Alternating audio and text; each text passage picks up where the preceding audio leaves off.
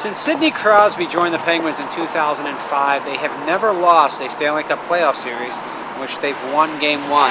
Certainly that bodes well for them heading into Game 2 of the Eastern Conference Final against the Carolina Hurricanes. That game will be played Thursday at Mellon Arena. The Penguins have had a lot of success over the past 2 seasons in the playoffs. When you look at this series right now, it's easy to point at the goaltenders and the spectacular saves each of them made. Marc-Andre Fleury for the Penguins, Cam Ward for the Hurricanes in Game 1. But the underlying theme of this series may become which team takes advantage on the specialty teams. And around here when we talk specialty teams, we always talk about the power play. But in this case, we might want to focus on the penalty kill. The Penguins are at about 75% over the past 9 games on the penalty kill.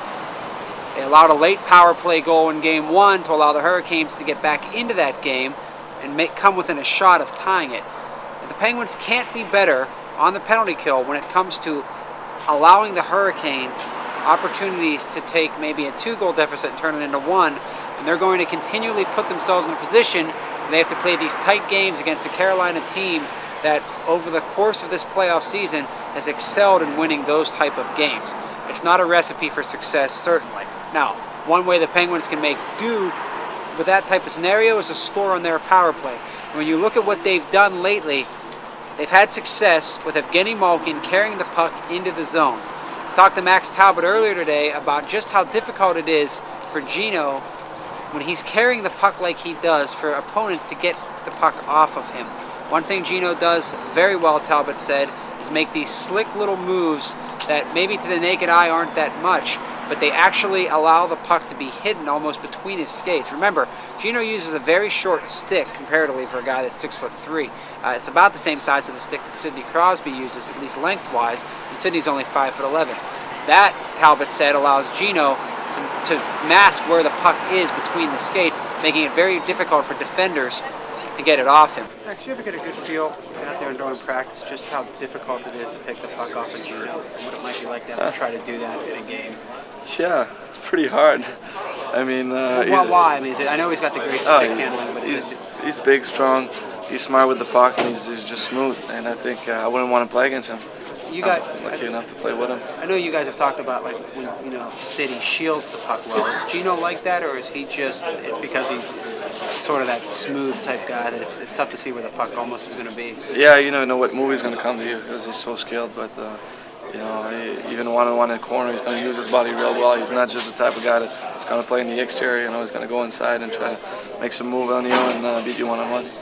The Penguins have been gaining the puck more lately in the offensive zone on the power play. It's one reason why they're at about 30% over the past 9 games on the power play. Scored a goal in 7 straight power play games, and if you look at this, we've always thought that would be what takes this team to the next level.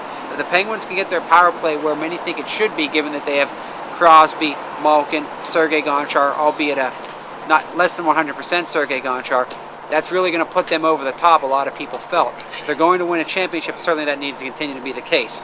One thing to look for on these off days, Gonchar's health. I talked to him briefly after practice today when most of the reporters are left, and he said he's very close to being able to handle normal minutes, and for him that means about 27. He played 22 in Game 1. If that's the case, then Dan Bosman, the Penguins coach, is going to have an interesting dilemma on his hands. The 7 defenseman act that he's put on has actually worked very well for them. It's allowed to get Philippe Boucher, played about 8 minutes, but scored a goal and an assist in those 8 minutes in Game 1, to really get in and spell Chris Letang on the power play. It's actually given the Penguins a very diverse attack, giving them 2 right-handed shots to play with.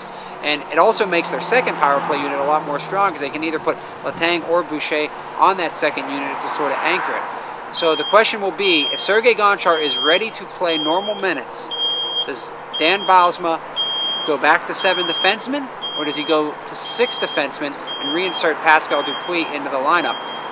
Though maybe Pascal Dupuis will get into the lineup either way, though. If Chris Kunitz does not get back to his game, as Dan Bylsma suggested earlier today, Kunitz hasn't scored a goal in these playoffs. He's gone almost 40 playoff games without a goal, dating back to his Anaheim days. At some point, as Kunitz said, it does weigh on your mind. It's something that's going to break out of, and hopefully it comes soon. What have you seen from film? I mean, just the regular things. You got to move your feet, got to get to the areas, got to stay in front of the areas, get your stick on different pucks, and go to the tough areas. That's where goals are going to be scored, and especially in the playoffs. The question for the Penguins becomes, with Pascal Dupuis, a top-line winger in the past, last year in the playoffs, available to them? When do they put him back into the lineup? Because let's not forget, Pascal Dupuis, one of their better penalty-killing forwards. That could help what we talked about earlier in this segment. Well, 2 off days. Penguins will be back at it in Game 2 for Thursday. They'll try to take a 2-0 lead in this best-of-7 series, put themselves within 2 wins of a return to the Stanley Cup Final. For Trib Total Media, I'm Penguins beat reporter Rob Rossi.